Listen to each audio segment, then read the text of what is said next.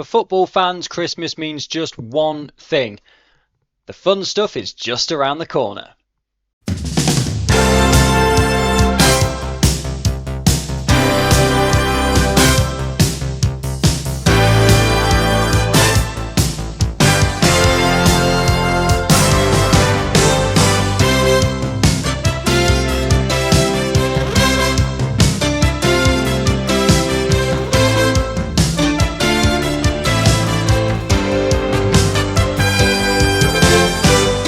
Yes, hello and welcome to this week's Women's Football Chat. My name is Chris Gadsby. I'm here every Thursday at 6 p.m, bringing you the very latest from the third and fourth tiers of women's football here in England. This is the show dedicated to the FA Women's National League. Different show this week because there are no results and no fixtures to go through. So what we're going to do, we're going to have a look at the tables so far as we hit pretty much the halfway stage of the season, see how teams are faring, who's likely to be in a title race, who is scrapping down at the bottom, and who already is pretty much just playing the season out in as good a form as they possibly can. Let's get straight started then with the Northern Premier Division table, and it's worth saying as well that what I'm doing in this week's show is pretty much a condensed version of the series of articles I've put out on www.womensfootballchat.wordpress.com. Thank you for all the views on those articles. The numbers have been terrific and the interaction on Twitter has been terrific as well. It took a lot of work to put together nearly 7,500 words to cover every single one of the 72 sides in the league and get the stats for every single one. The view count is certainly more than I'd hoped for. So thank you very much for enjoying those articles. Right, Northern Premier Division, top of the table, 4 teams in it, in my opinion: Newcastle, Burnley, Forest and Wolves. Newcastle, of course, in the driving seat. First in Division 1, first in Tier 3 North, first in Tier 3 for a lot of places, and first in the FAWNL as a whole for quite a few as well, including the away points percentage. They are perfect away from home and are yet to concede away from home. So Newcastle in the driving seat, 5 points clear of Burnley and a further 5 clear of Forest, 12 clear of Wolves. Burnley, having played a game less than Newcastle, they're undefeated in the league. They're amongst the best in the FAWNL. That game in hand could bring them to within 2 points of Newcastle if they are to win it. They're conceding less than a goal a game away from home, which is a very, very strong performance. They're 6th amongst the entire FAWNL for goals against per game as a whole. So they're certainly going to be in the conversation as they were last year. Forest, another side still in the conversation, but January is crucial for Forest. They have to win these games against Burnley and Newcastle before the end of January, in my opinion. They're 10 points back at the moment. They have a game in hand that could bring it to 7. If they're able to then take points away from Burnley and Newcastle, then that gap can shrink to 4 points to Newcastle at the top. They would still rely on other teams, your Burnleys and your Wolves, doing them a bit of a favour, but they have to win those games. If they lose those games, then Forest's title race is done, in my opinion.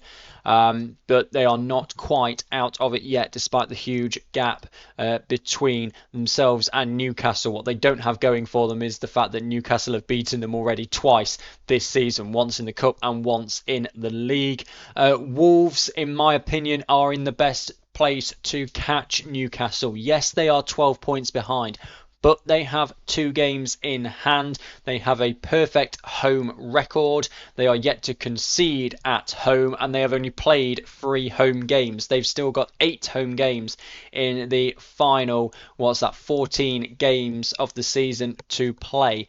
So I do believe they are probably in the best chance to challenge Newcastle. Again, they've got Burnley and Newcastle before Valentine's Day. So the top 4 in the Northern Premier Division all playing each other over the next few weeks. So we're probably going to see quite a bit in the way of not necessarily movement, but maybe stretching of advantages, narrowing of advantages. That's going to make it really interesting. If you've still got 4 teams fighting for it and still 4 teams in with a real good shout come the end of the season, it is going to be extremely exciting. Down near the bottom, I feel like it may be over a bit faster than that.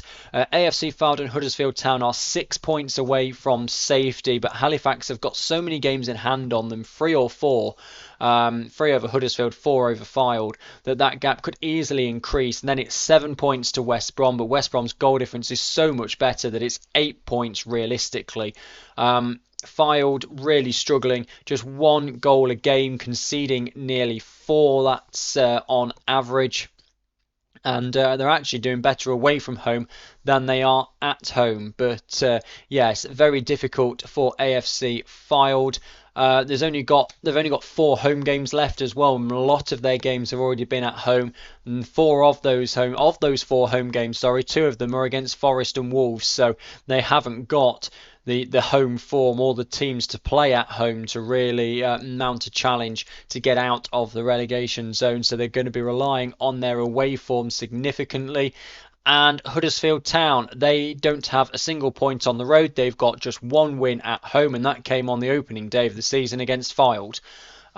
So Huddersfield lowest in the division for home goals against per game, lowest on away goals for per game, so they don't score on the road, they concede a lot at home. It's very, very difficult for both of those sides. And it may be that it's kind of not necessarily over before it's begun, before a title challenge a safety challenge has begun for either of those 2 sides, but it just looks like they're a long way adrift. Halifax's league position, yes, they're in 10th at the moment, but it doesn't really ring true for them. If you look at the games they've got in hand, they're only 6 points away from 5th. They're only 4 points away from Stoke in 6th with a couple of games in hand. So I do think that Halifax's league position is not is not true to where they actually are in the league this season. So that's the situation in the Northern Premier Division. Which I think, looks like a great title fight at the top, but I'm not convinced about the bottom that we're going to see too much in the way of changes. Southern Premier Division then, Hashtag United at the top of the table by 3 points over Portsmouth, but Hashtag United have played 2 games more than Portsmouth. So Hashtag's stats so far, let's say they've played 12. That's more than any other side, so some of the stats are slightly skewed.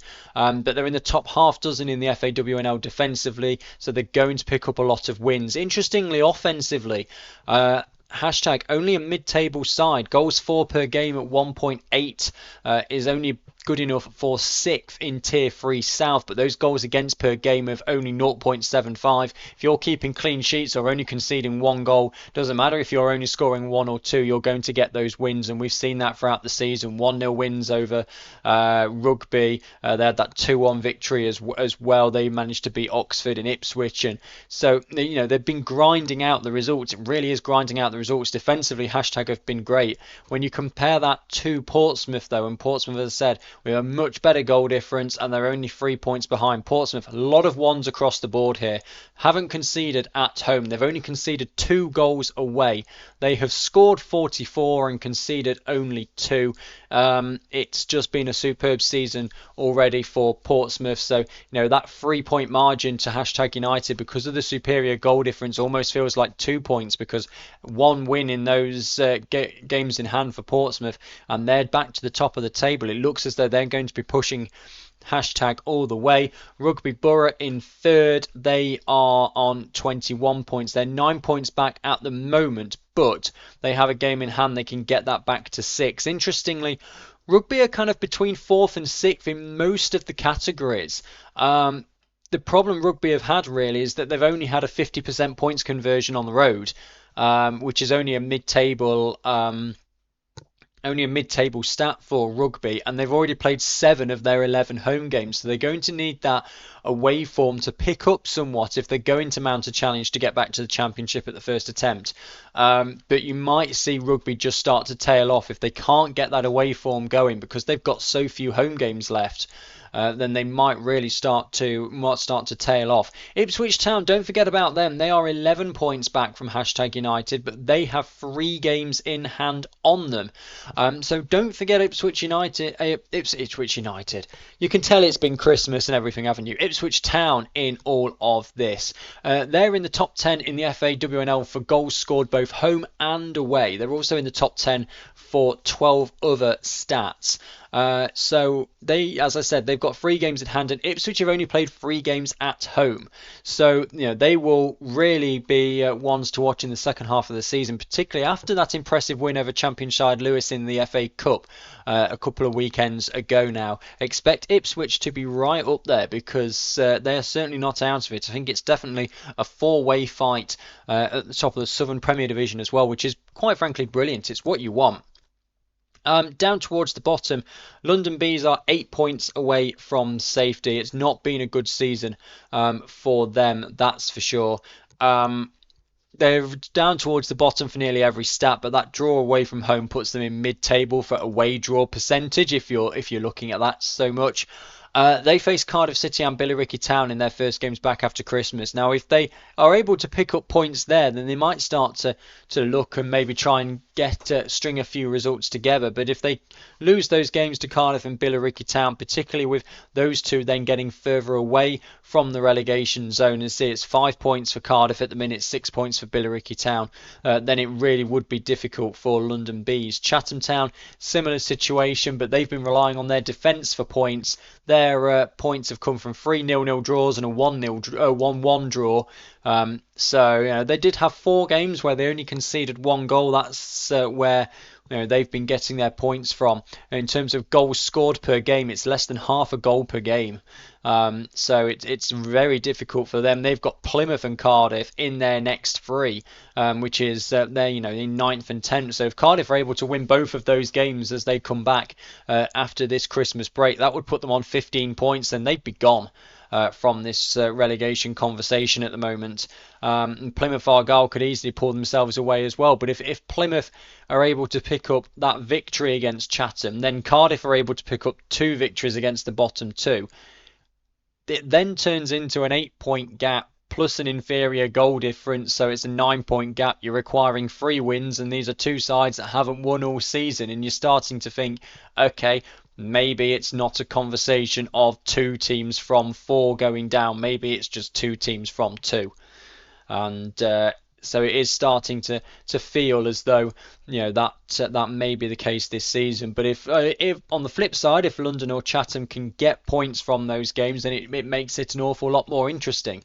But I definitely think, particularly more in the Tier 3 leagues of the Northern and Southern Premier Division, we're seeing this top and bottom split, and much more than we are in Tier 4, in my opinion, because we have got these teams who are just struggling so much, and these teams that are just blitzing everything.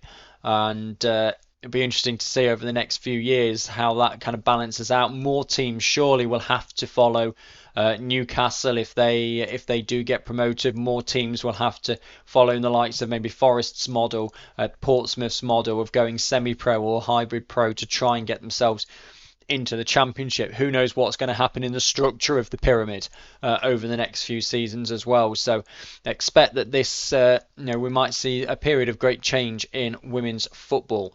Right, let's have a look at the Division 1 Midlands table then.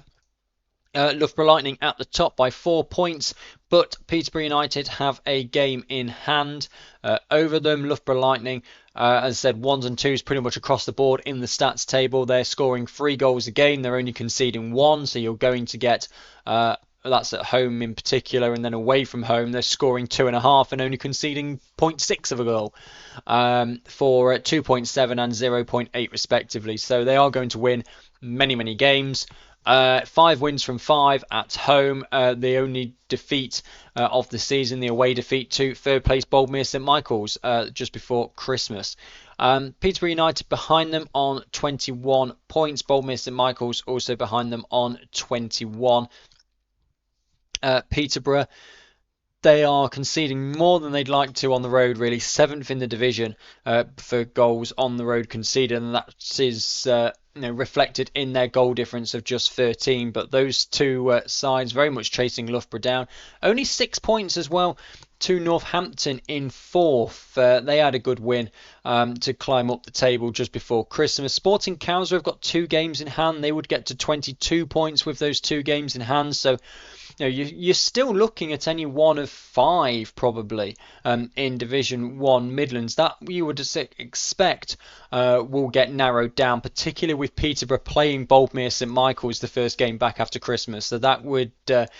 if Peterborough are able to win that and open up a gap between themselves and Boldmere and still with a game in hand, then that would do Peterborough's chances a world of good. But Boldmere St Michael's still in the conversation as well, as I think are Northampton and Sporting Cowser. But down towards the bottom, much less certain than it has been in Tier 3. Sheffield bottom on 4 points, Leafield on 5, Notts County and Leek Town on 8, Lincoln on 9. Then you've got the gap up to Sutton Coldfield Town. So you're still looking really at any one of... any 2 of those 5. Sheffield, if they win their game in hand, they've got a game against Notts County in January, so that's a big game for Sheffield. It's really 2 from 5 in Division 1 Midlands. Very exciting at the top and the bottom here. You're only really looking at the likes of maybe Solihull Moors, Sutton Coldfield Town, that are a bit too far away from both ends to really do anything. Or the Sutton Coldfield Town will be looking slightly over their shoulder because everybody below them has got games in hand. But that's the situation in Division 1 Midlands. Really, top and bottom, both quite exciting. It's significant there that Notts County, yes, they're out the relegation zone at the moment, but a win for Leafield Athletic anywhere would draw them level on points. And Notts have got quite the inferior goal difference. Of course, they conceded 11 to Solihull Moors, to Sporting Cowser, which plummeted Notts to the bottom of many of the stats. Goals against per game, they're 68th out of 72 in the FAWNL. So very difficult for them to keep balls out of their own net. But it's very much a case of pick up the points where you can. You've got to target your games when you're down in the bottom and in the relegation area. Division 1 North, Barnsley and Hull City seem to be the 2 sides that are really going to be making the charge towards Tier 3 next season. Barnsley 3 points clear of Hull. Both of those sides are clear of Middlesbrough, and they have a game in hand and a much better goal difference as well. So you almost feel as though it's going to come down to those 2. Barnsley already have an away win against Hull this season and an away win against 4th place Stockport, so they're in a very, very good position. Hull City still battling for it, but they do need a couple of results to go their way. But in the top 10 in the FAWNL for win percentage, home goals scored, away goals conceded, it's strong. It is strong for Hull City. Do not discount them. Middlesbrough and Stockport, they're still in it, but they do need results to go their way. And down towards the bottom, again, Chester Street Town and FC United of Manchester, having just come up this season, are finding things difficult. That has to be said, but they're only 3 points away from safety. Okay, FC United and Manchester have a vastly inferior goal difference and have played more games than anybody else. But Chester Street Town have games in hand over the teams they're immediately trying to catch, and their goal difference only being 2 worse than Norton and Stockton Ancients. That's nothing. Norton, Stockton Ancients, York City can definitely be dragged into that. Doncaster Rovers Bells not having a good season of it. They are 6 points clear of the drop. They are keeping one eye on the relegation zone, in my opinion. But for Chester Street Town and FC United of Manchester in particular, to pick up the points to catch Doncaster Rovers Bells, they need to pick up 7 in the second half of the season. They've been doing all right in terms of they put in the ball in the net. They scored 5 in the win over Chester Street Town. They've just struggled elsewhere. They can do it, but despite that 5-4 win, it's a 0.73 goals for per game for FC United of Manchester. So they are really struggling on all fronts at the moment. Chester Street Town, the more likely of the two sides to get out of the relegation zone. So maybe it's 3 or 4 from 1 there going down if you can't see FC United of Manchester getting the results that they need.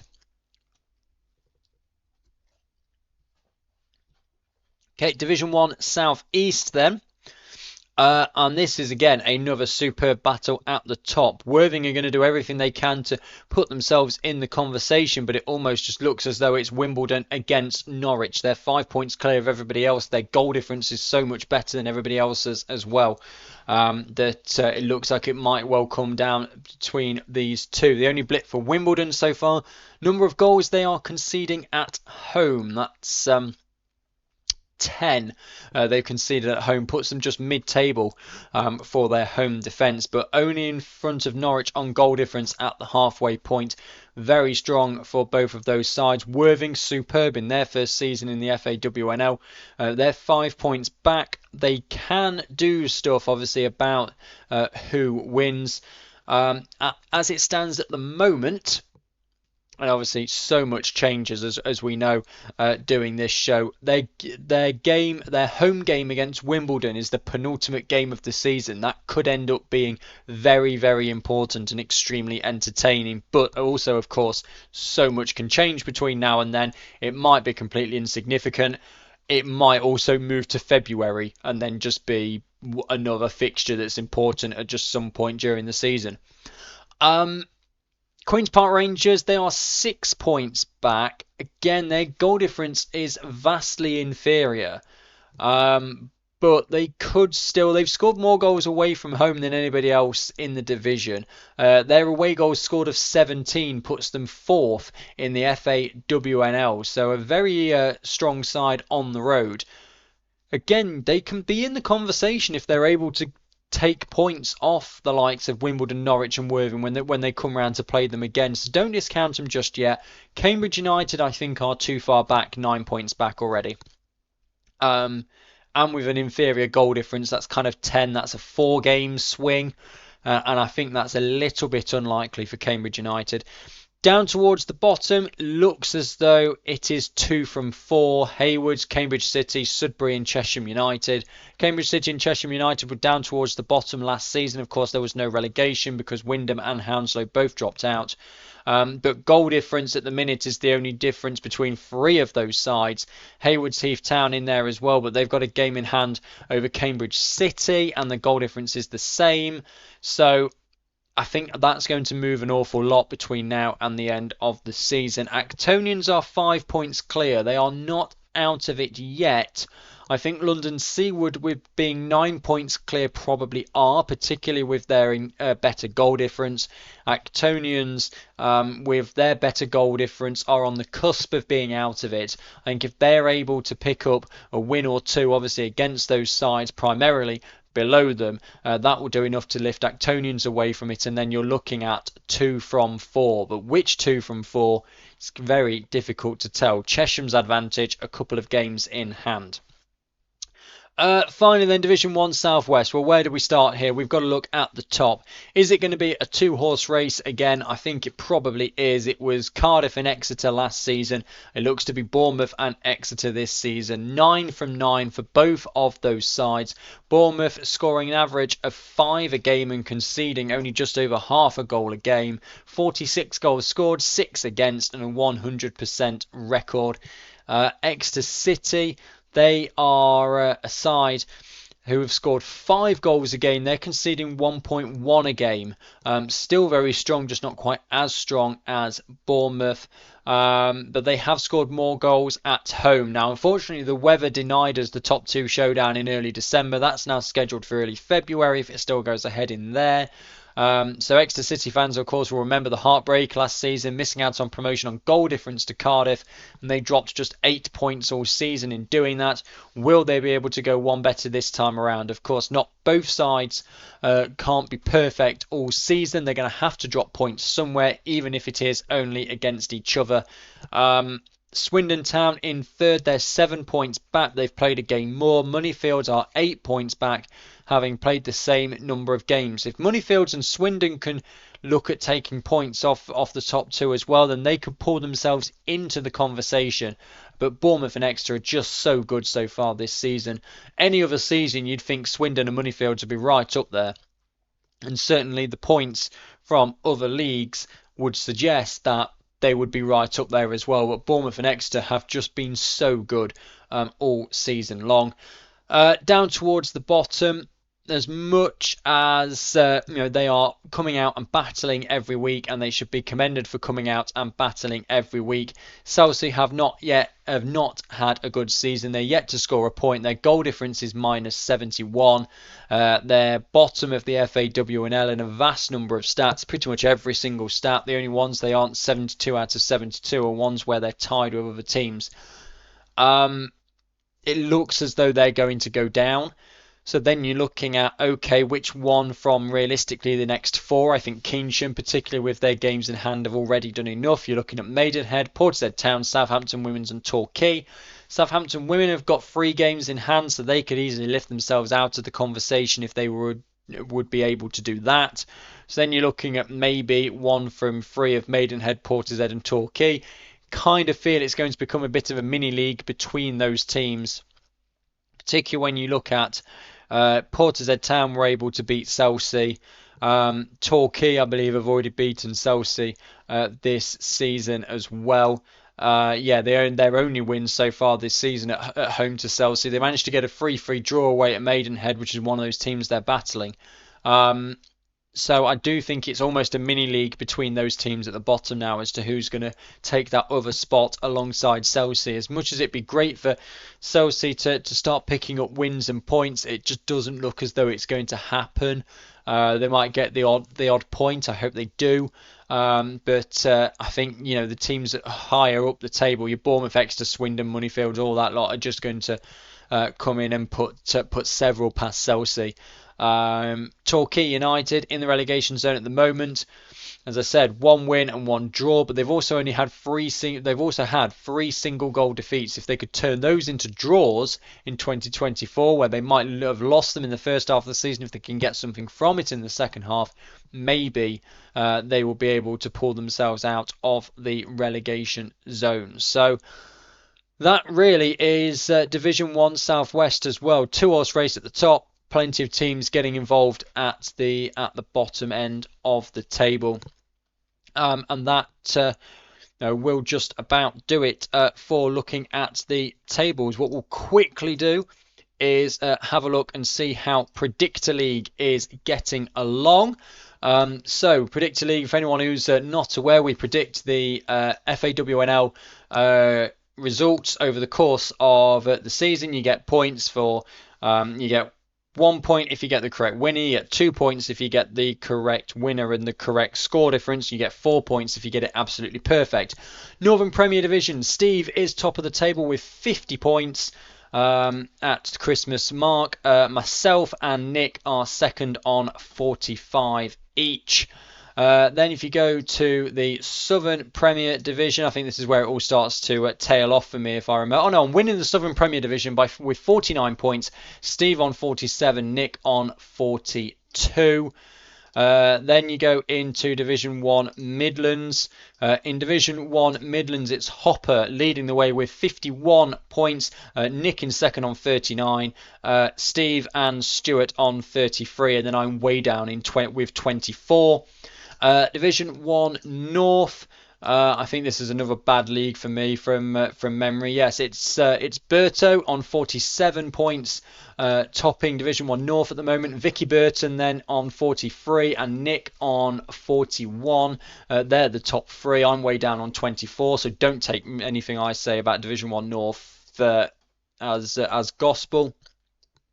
Division 1 South East, Steve is on 54, Nick is on 48, and I'm in third on 37, so lagging behind in that as well. And Division 1 Southwest, Nick is in front on 57, Steve on 55, and myself on 45. So that's the Predictor League as it is at the moment as well. But this is the last women's football chat of 2023. I want to say again, thank you for your support on those series of articles about the stats that came out last week, and for the show as a whole in 2023. It has grown from what it was in 2022. Yeah, thank you for your continued support of the show and of the website, and those who take part in Predictor League as well. Bit of fun. Don't seem to get many right, particularly for me. But it is great fun anyway. But yeah, so thank you for the continued support. We'll obviously carry on through every Thursday, 6 p.m. into 2024, the end of this season. See who will get their way into the championship. Of course, we've got the quarterfinals of the Cup and Plate competitions. We've got round 4 of the FA Cup, and at least on this show, round 5, because Plymouth are playing Forest. We're guaranteed an FA WNL side in round 5. So we'll be covering all of those in the second half of the season as well. And then when we get into what I'm going to title the Fun Zone, we'll look at run-ins for the sides at the top and the bottom, and we'll see together who is crowned champions and who will find themselves playing in a new division lower down next season. But thank you for watching this week's episode of the Women's Football Chat and supporting the channel through 2023. And goodbye.